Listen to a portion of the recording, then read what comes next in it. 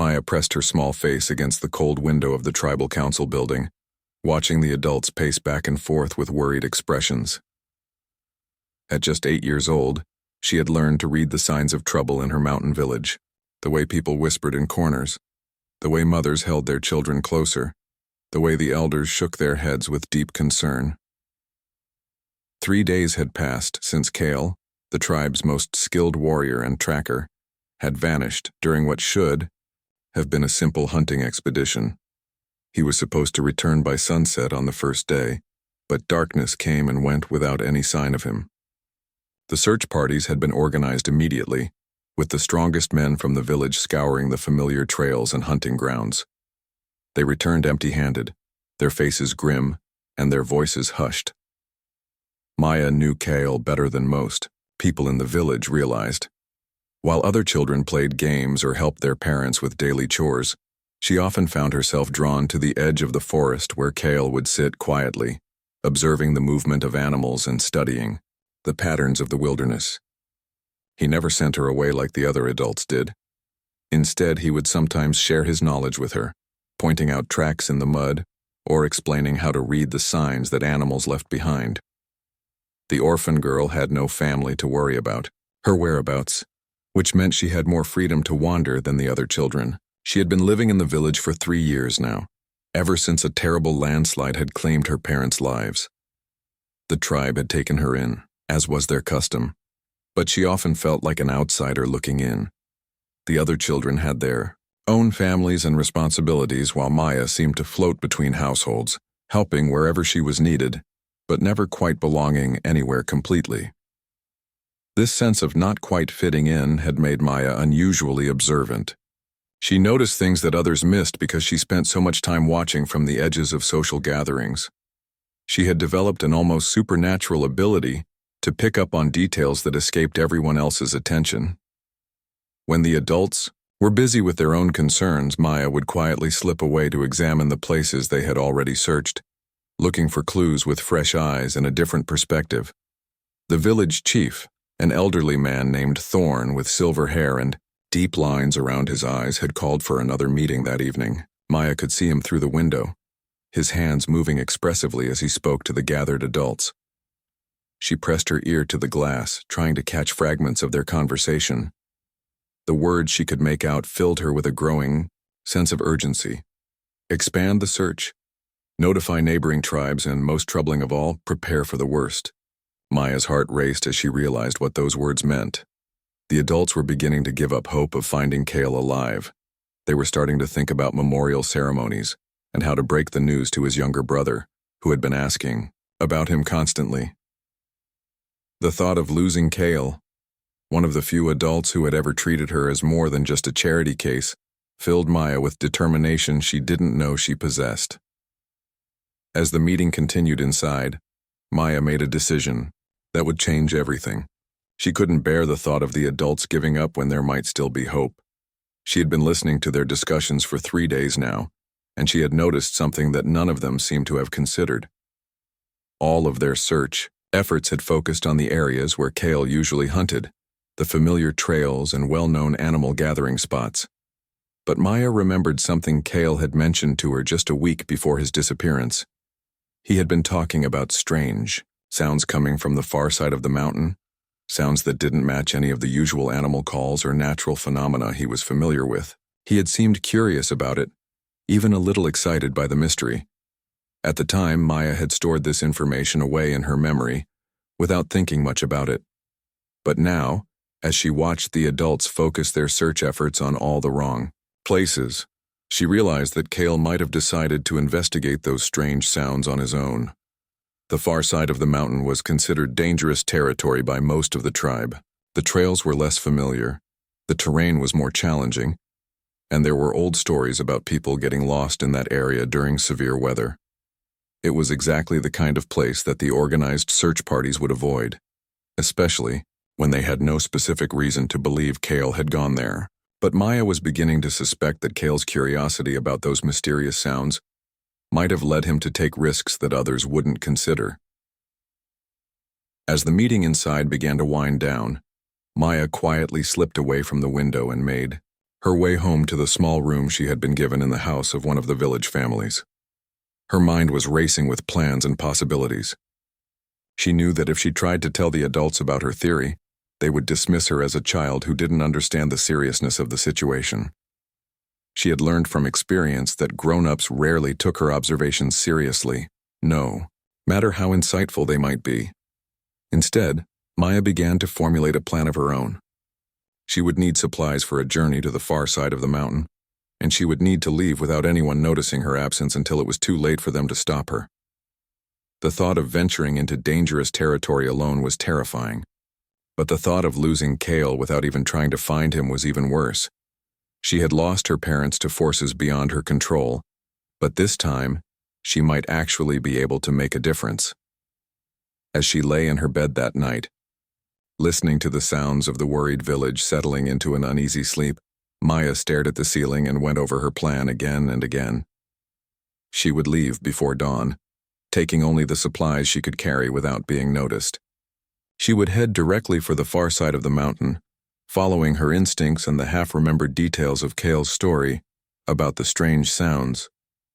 It was a desperate plan, conceived by a child who had already experienced more loss than most adults, but it was born from a combination of love, determination, and a unique perspective that might just make all the difference. Maya woke up before the first light of dawn touched the mountains. Her small hands trembled as she gathered the supplies she had hidden under her bed the night before. A water bottle, some dried meat and nuts, a warm blanket, and the small knife that Cale had given her for cutting rope and preparing food.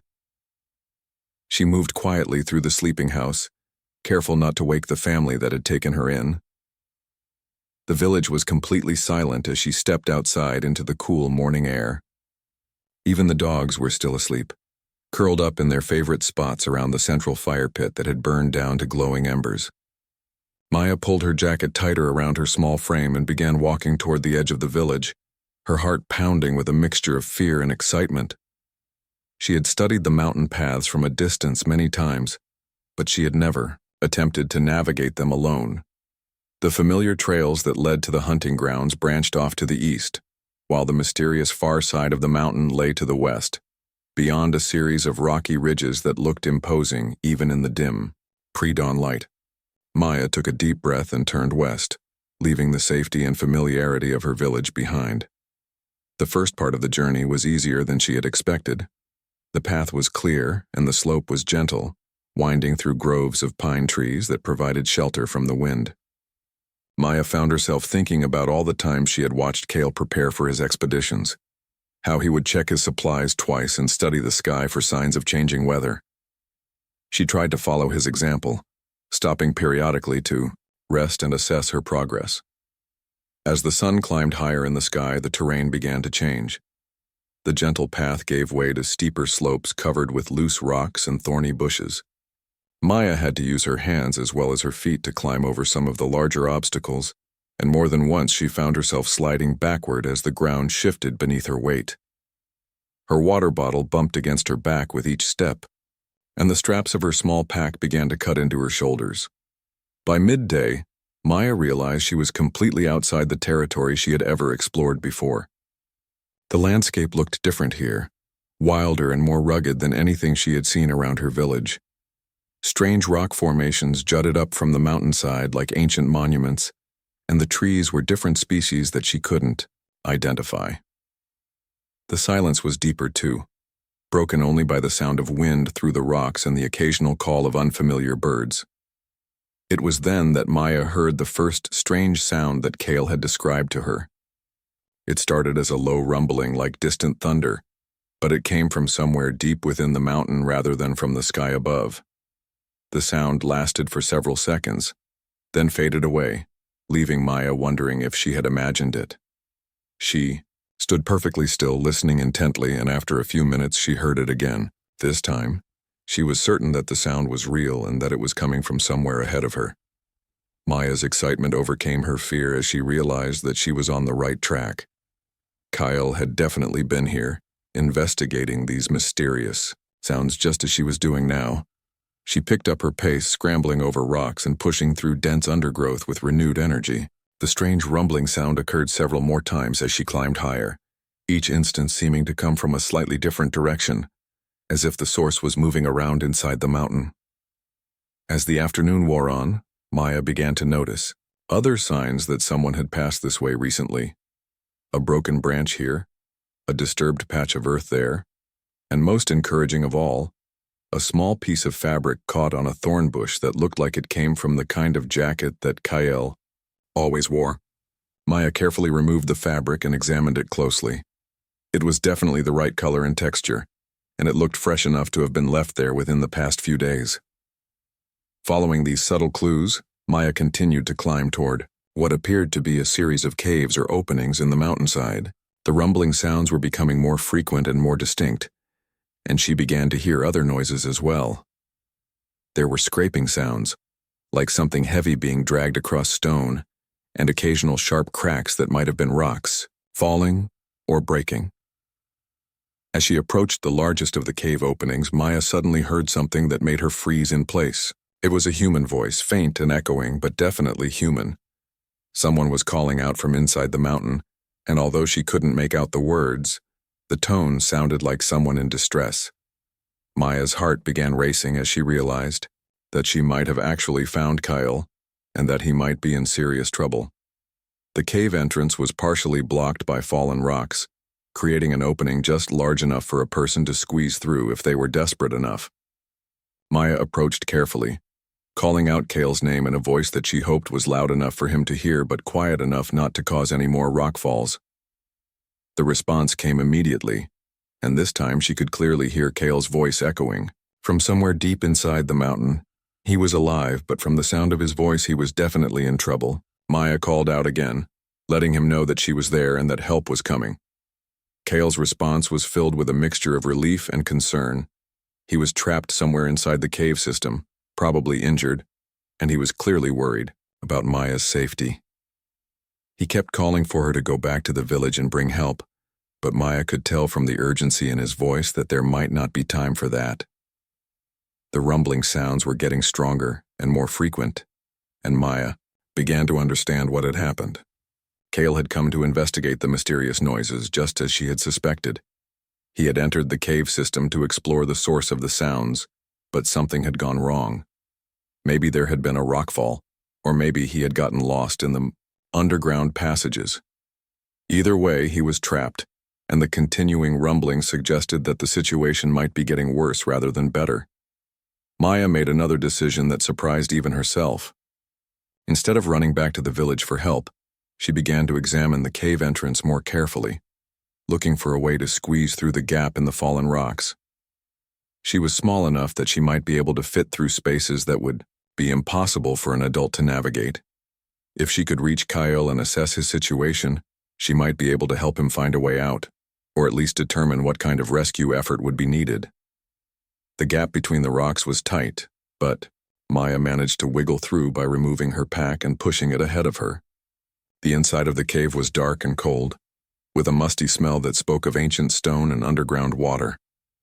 Maya called out to Kyle again, and his voice seemed closer now, coming from somewhere deeper in the cave system.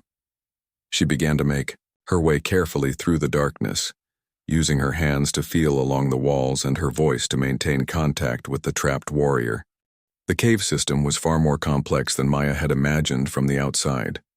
As she felt her way through the darkness, following the sound of Kyle's voice, she discovered that the passages branched and twisted in unexpected directions. Sometimes the ceiling was high enough for her to walk upright, while other times she had to crawl on her hands and knees through narrow tunnels that seemed to have been carved by underground water over thousands of years. The strange rumbling sounds were much louder inside the mountain, and Maya began to understand their source. The entire cave system was unstable, with loose rocks constantly shifting and settling as the mountain slowly changed shape over time. What Kyle had heard from outside was the sound of this ancient geological process, fascinating enough to draw his curiosity, but dangerous enough to trap him when a larger section of the ceiling had collapsed. Maya called out to Kyle regularly as she navigated the underground maze, and his responses helped guide her in the right direction. His voice was getting clearer and closer, but she could also hear the exhaustion and pain in his words. He had been trapped for 3 days now, with limited food and water, and from the way he spoke, Maya suspected that he had been injured when the rocks fell. After what felt like hours of careful progress through the darkness, Maya finally saw a faint light ahead of her. As she rounded a corner in the passage, she found herself looking into a larger chamber where Kyle had managed to create a small fire using materials from his pack. The sight of him made her heart sink with concern, even as she felt relief at having found him alive. Kyle was sitting against the wall of the chamber, and Maya could immediately see that his left leg was trapped under a pile of rocks that had fallen from the ceiling. His face was pale and drawn with pain, but his eyes lit up with a mixture of joy and worry when he saw her emerge from the tunnel. He had fashioned a makeshift splint for his leg using branches and rope, but it was clear that he couldn't move, the heavy stones that had pinned him in place. The warrior's relief at seeing Maya was quickly replaced by concern for her safety. He immediately began urging her to turn around and go back to the village to bring help, explaining that the cave system was too dangerous for a child to navigate alone. But Maya had already made up her mind about what needed to happen next. She could see that Kale was growing weaker by the hour, and she wasn't sure that he would survive the time it would take her to return to the village and organize a proper rescue party. Instead, Maya began to examine the pile of rocks that had trapped Kale's leg. She was too small to move the largest stones, but she noticed that some of the smaller rocks seemed to be acting like wedges, holding the bigger pieces in place. If she could carefully remove some of these key stones, the entire pile might shift enough to free Kale's leg without causing another dangerous rockfall. Kale watched nervously as Maya began to work, using her small hands to carefully extract rocks from strategic positions in the pile.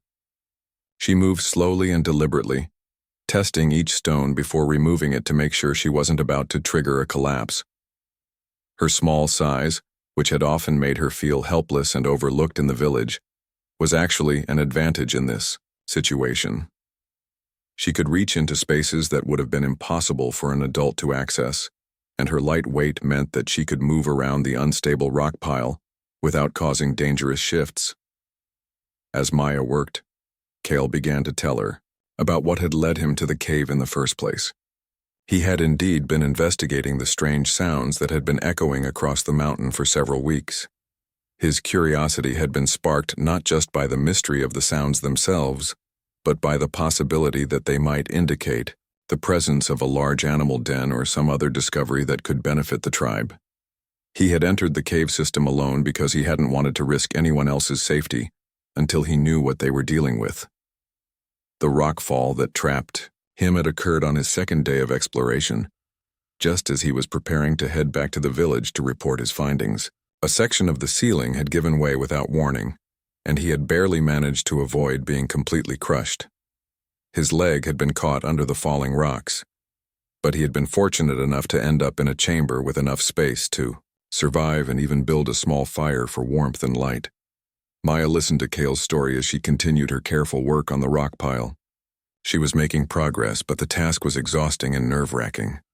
Each stone she removed changed the balance of the entire pile, and several times she had to stop and wait as the rocks settled into new positions with ominous grinding sounds. The rumbling noises that echoed through the cave system made the work even more stressful, as they served as constant reminders of how unstable the entire mountain was. As the hours passed, Maya began to feel the effects of her long journey and the stress of the rescue attempt. Her hands were scraped and bleeding from handling the rough stones, and her small body was exhausted from the physical demands of the task. But every time she looked at Kyle's pale face and saw the gratitude in his eyes, she found the strength to continue. She had never felt so important or so needed, and the knowledge that she was the only one who could save him gave her determination she didn't know she possessed. Finally, after removing dozens of carefully selected stones, Maya felt the rock pile shift significantly. Kyle grimaced with pain as the pressure on his leg changed, but they both realized that she had created enough space for him to potentially free himself. Working together, with Maya supporting some of the remaining rocks and Kyle using his arms to pull himself backward, they managed to extract his injured leg from the pile. Kyle's leg was badly bruised and possibly fractured, but it wasn't crushed beyond repair. He was able to move his toes and bend his knee, which suggested that the worst-case scenarios he had been imagining were not going to come to pass. With Maya's help, he was able to stand up using a makeshift crutch he had prepared from a fallen branch, and they began to assess their options for getting out of the cave system. The way Maya had come in was too narrow and difficult for Kale to navigate with his injured leg. But his exploration of the cave system had revealed another possible exit. There was a passage that led to a different opening on the mountainside, one that was larger and more accessible but located much higher up the slope. The climb to reach it would be challenging, especially for someone with a leg injury, but it might be their best chance of getting out safely. Maya helped Kale gather his remaining supplies and extinguish his fire. Then, working as a team, they began to make their way through the dark passages toward the alternative exit. Maya went first, using her small size and growing familiarity with the cave system to find the safest path, while Kale followed more slowly, leaning heavily on his makeshift crutch and stopping frequently to rest his injured leg. The journey through the cave system to the alternative exit was slow and treacherous. Maya had to help Kale navigate passages that were difficult even for someone with two good legs, and several times they had to stop completely while he rested and gathered strength for the next section. The darkness seemed to press in around them, broken only by the small flashlight that Kale had brought on his original expedition, and the constant rumbling sounds reminded them that the mountain was still shifting and settling around them. As they climbed through the underground passages, Maya found herself taking charge in ways that surprised both of them. She scouted ahead to find the safest routes, helped support Kale's weight when the path became particularly treacherous, and made decisions about when to rest and when to push forward. Her small size continued to be an advantage, allowing her to squeeze through tight spaces and test unstable sections of the path before Kale attempted to cross them.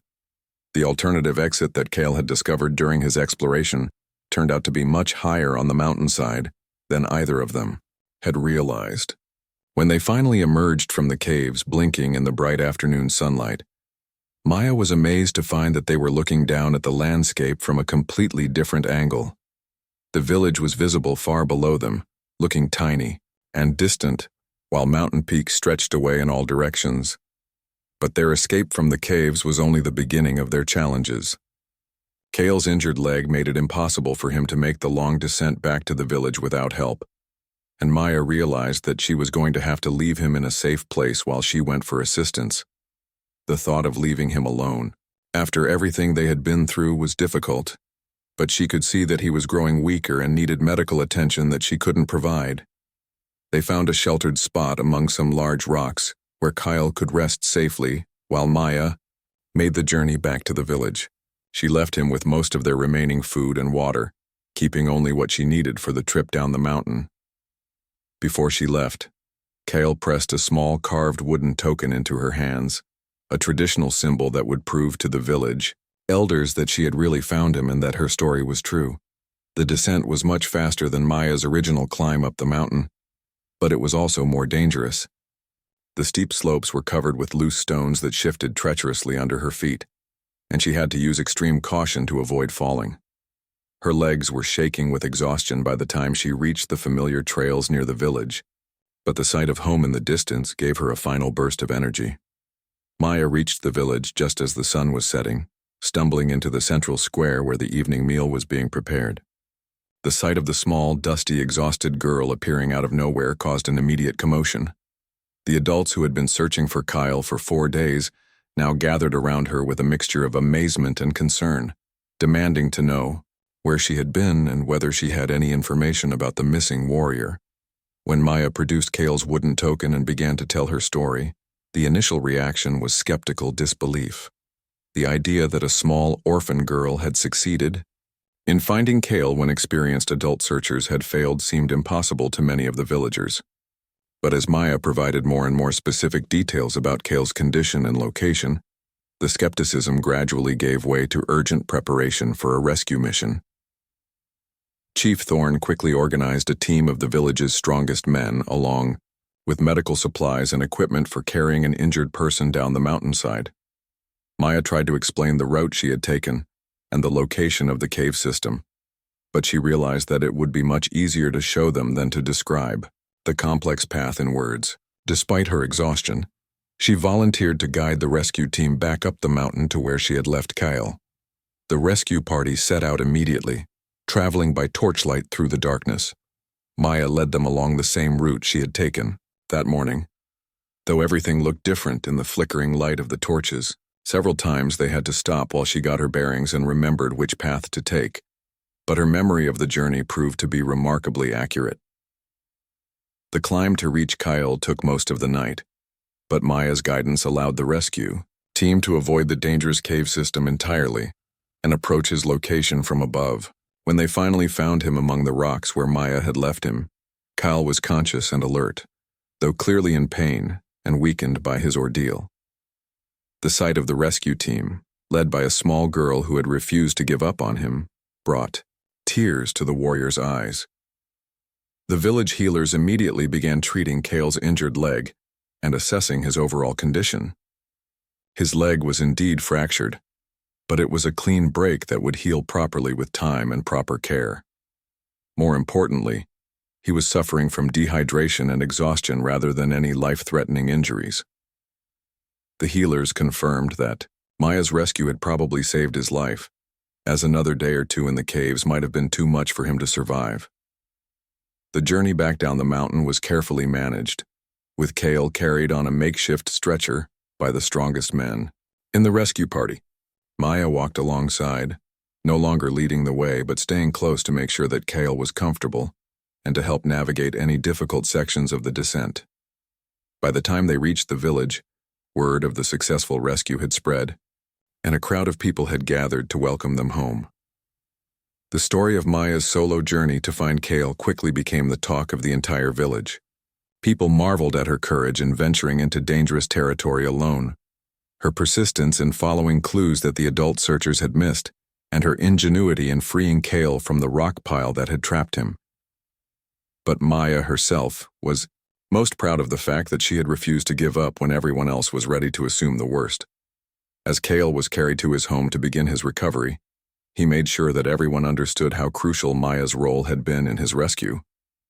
He told the gathered villagers about her careful work in removing the rocks that had trapped him, her courage in navigating the dangerous cave system, and her determination to find help even when she was exhausted and frightened.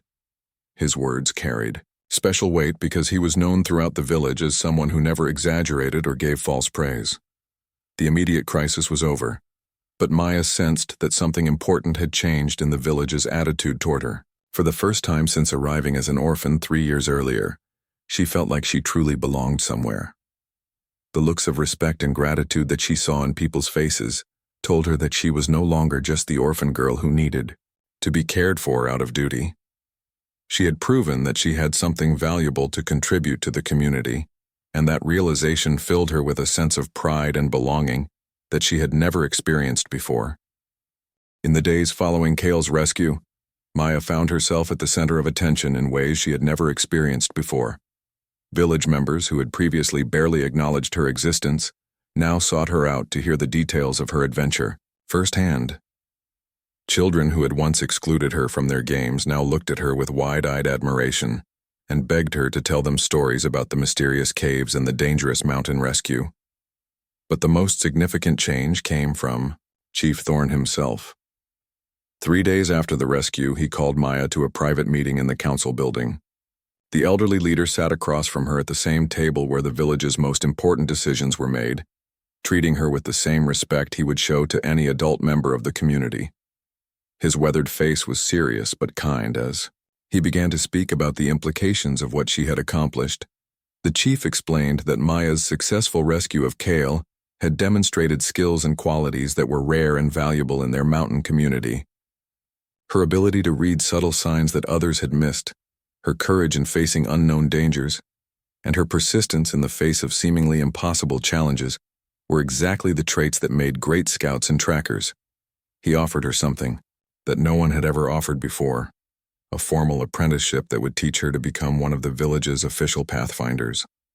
Maya was overwhelmed by the magnitude of this opportunity. Pathfinders held positions of great respect in the tribe, responsible for guiding hunting parties, exploring new territories, and maintaining the network of trails that connected their village to the outside world. It was a role that required years of training and carried significant responsibility, but it also offered the kind of belonging and purpose that Maya had dreamed of since arriving in the village as a frightened 8-year-old orphan. The apprenticeship would begin immediately, with Cale himself serving as her primary mentor once his leg had healed sufficiently. The irony was not lost on either of them that the person she had rescued would now become her teacher, but Cale had specifically requested the assignment.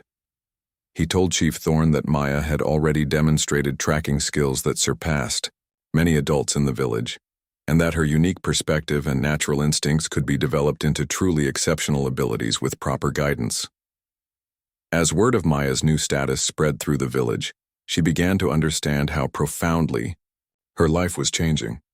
The family that had taken her in after her parents' death now treated her less like a charity case and more like a valued member of their household.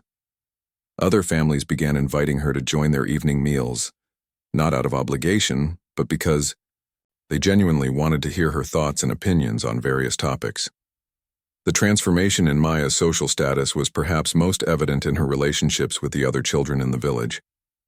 Where once they had seen her as the strange orphan girl who preferred solitude to group activities, they now viewed her as someone who had proven herself capable of extraordinary things.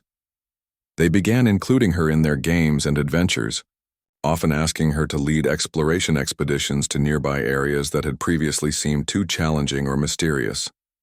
Maya's new role also brought unexpected responsibilities. Chief Thorne began consulting with her on matters related to the village's safety and security, particularly anything involving the mountain trails and wilderness areas.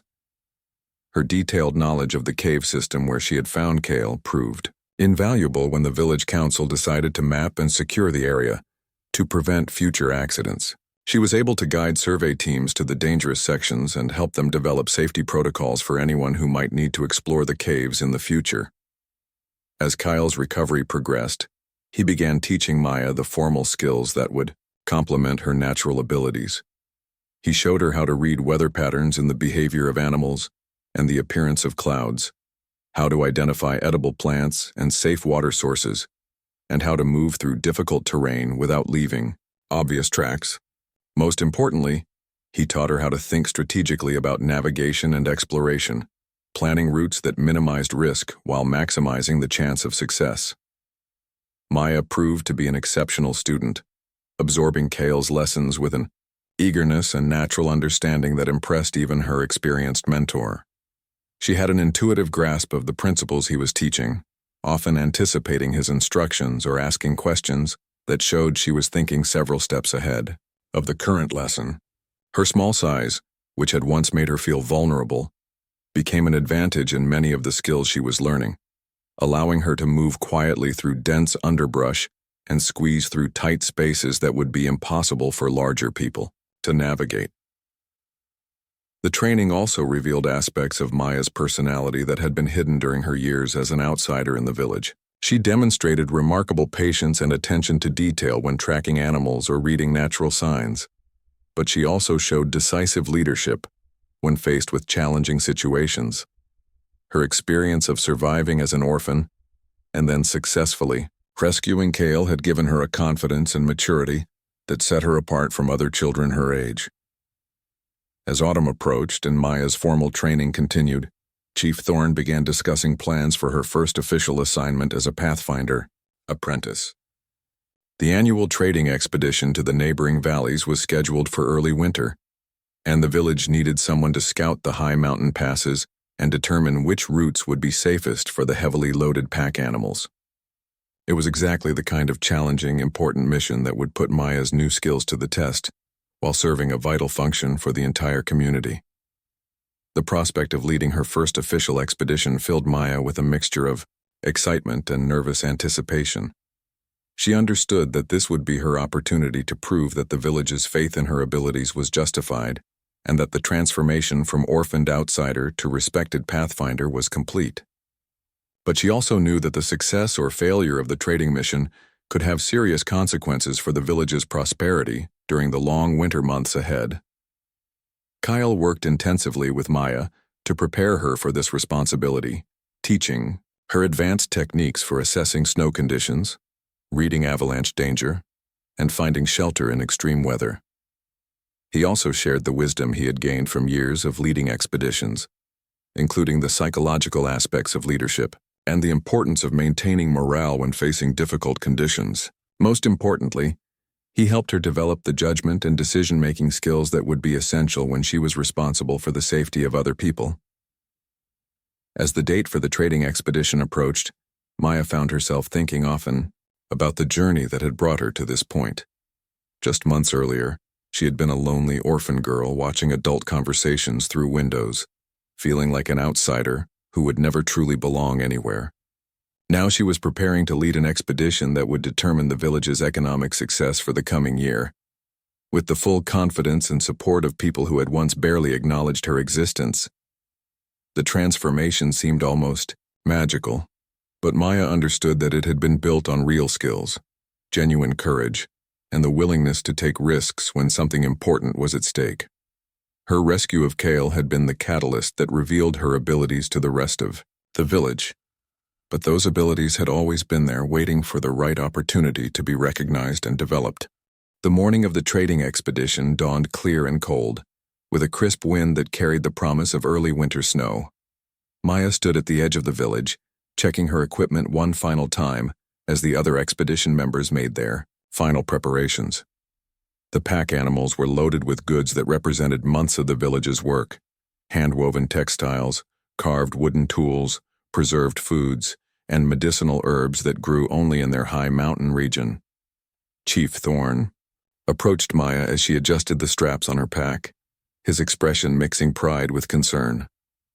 At 11 years old, she was by far the youngest person ever to lead such an important mission, but her proven abilities and Kale's strong recommendation had convinced the village council that she was ready for this responsibility. The chief placed a weathered hand on her shoulder and spoke quietly about the trust the entire community was placing in her judgment and skills. The expedition party consisted of 12 adults and Maya, along with 15 pack animals carrying trade goods and supplies for the journey. Maya had spent weeks studying the various route options and consulting with experienced traders about conditions in the mountain passes. Her final route plan was ambitious but practical, taking advantage of her intimate knowledge of the terrain to avoid the most dangerous sections while still reaching the trading villages before the worst winter weather arrived. As the expedition began its climb into the mountains, Maya took her position at the front of the group, setting a pace that was challenging but sustainable for both the humans and the heavily loaded animals. She had learned from Kale that leadership in the wilderness was about more than just finding the right path. It required constant attention to the condition and morale of everyone in the group, and the ability to make quick decisions when unexpected challenges arose. The first day of travel went smoothly, with the expedition making good time along familiar trails that Maya had scouted extensively during her training. But as they climbed higher into the mountains, the terrain became more challenging and the weather more unpredictable. Maya found herself drawing on every skill that Kale had taught her, reading the subtle signs in the landscape and atmosphere that would help her keep the group safe and on schedule. On the third day of the journey, Maya's skills were put to their most serious test yet. The expedition was crossing a high ridge when she noticed signs that suggested a major storm was approaching, much faster than the weather patterns had indicated. The wind was shifting in ways that spoke of dangerous conditions developing just beyond the visible horizon, and the behavior of the pack animals suggested that they sensed the coming change as well. Maya called a halt to assess the situation, studying the landscape and weather signs with the methodical approach that Kale had drilled into her during their training sessions. The normal route would take them across an exposed plateau where they would be vulnerable to high winds and blowing snow. But she remembered an alternative path that would provide better shelter at the cost of adding almost a full day to their journey. The decision was difficult because the expedition was already operating on a tight schedule, and the delay could mean arriving at the trading villages after some of the best opportunities had been claimed by competitors. But Maya's analysis of the weather signs convinced her that attempting to cross the exposed plateau in the approaching storm would be far more dangerous than the inconvenience of taking the longer route. When Maya announced her decision to take the sheltered path, Some of the expedition members questioned her judgment. They pointed out that the weather still looked manageable from their current position, and they worried about the economic implications of arriving late at the trading villages. Maya listened to their concerns respectfully, but she stood firm in her decision, explaining the specific signs she had observed and the risks they would face if caught in the open when the storm hit. Her confidence and clear reasoning convinced the group to follow her alternative route, and within hours it became obvious that she had made the right choice. The storm struck with a fury that would have been devastating if they had been caught on the exposed plateau, bringing howling winds and thick snow that reduced visibility to just a few feet. Instead, the expedition was safely sheltered in a valley that provided protection from the worst of the weather, while still allowing them to make steady progress toward their destination. The successful navigation of this crisis cemented Maya's authority as the expedition leader and demonstrated to everyone in the group that her age was irrelevant compared to her skills and judgment. The traders who had initially been skeptical of following an 11-year-old girl now looked to her with genuine respect and confidence, asking for her advice on everything from route planning to weather assessment. When the expedition finally reached the first trading village, they discovered that several other groups had been delayed or turned back entirely by the same storm that Maya had skillfully avoided. This meant that the village's goods were in higher demand than usual, and the traders were able to negotiate better prices for everything they had brought. What had initially seemed like a setback, caused by taking the longer route, actually turned into a significant economic advantage. The trading negotiations lasted for 3 days, during which Maya had the opportunity to meet traders and pathfinders from other villages throughout the region. Her reputation had preceded her, and she found herself sought out by experienced guides who wanted to hear about her rescue of Kale and her innovative approach to route planning. These conversations provided Maya with valuable knowledge about conditions in distant areas and helped her begin building the network of contacts that would be essential for her future career. When the expedition began its return journey, loaded with goods that would sustain the village through the winter months, Maya felt a deep sense of satisfaction and accomplishment. She had successfully led her first major mission, proved her abilities to skeptical adults, and contributed directly to her community's prosperity and well-being. The lonely, overlooked orphan girl who had watched adult meetings through windows just months earlier was now a respected leader whose judgment was trusted with decisions that affected everyone in the village. The return journey was uneventful but meaningful, giving Maya time to reflect on the remarkable transformation her life had undergone. As they descended from the high mountains toward the familiar valleys around her village, she thought about all the people who had shaped her journey. The parents she had lost but whose love had given her the foundation to survive tragedy. The village families who had taken her in when she had nowhere else to go. Kael, who had recognized and nurtured her abilities, and Chief Thorn, who had given her the opportunity to prove herself. When the expedition came into view of the village, they were greeted by a crowd of people who had been anxiously awaiting their return. The successful completion of the trading mission meant that the community would have the resources they needed for a comfortable winter, and Maya's role in that success was celebrated by everyone who understood what she had accomplished. Children ran alongside the pack animals, calling out questions about the journey, while adults expressed their gratitude for the prosperity that the successful expedition would bring to their families. That evening, as the village celebrated with a feast that featured some of the exotic foods obtained through trade, Chief Thorn stood before the gathered community to formally acknowledge Maya's achievement. He spoke about the courage and skill she had demonstrated, not just during the recent expedition but throughout her journey from orphaned child to respected pathfinder. His words carried special weight because everyone in the village had witnessed her transformation and understood the magnitude of what she had accomplished. As Maya looked around at the faces of her community, illuminated by the warm light of the celebration fires, she realized that she had found something more valuable than the trade goods that filled the expedition's packs. She had found her place in the world, her purpose, and her family. The girl who had once felt like she was watching life from the outside had become someone whose skills and courage were essential to her community's survival and prosperity. The feast continued late into the night, with stories and songs that would help preserve the memory of Maya's remarkable journey for future generations of the village. Children listened with wide eyes to tales of the brave orphan girl who had saved a warrior and led her people safely through dangerous mountains, not knowing that they were witnessing the birth of a legend that would inspire others for years to come.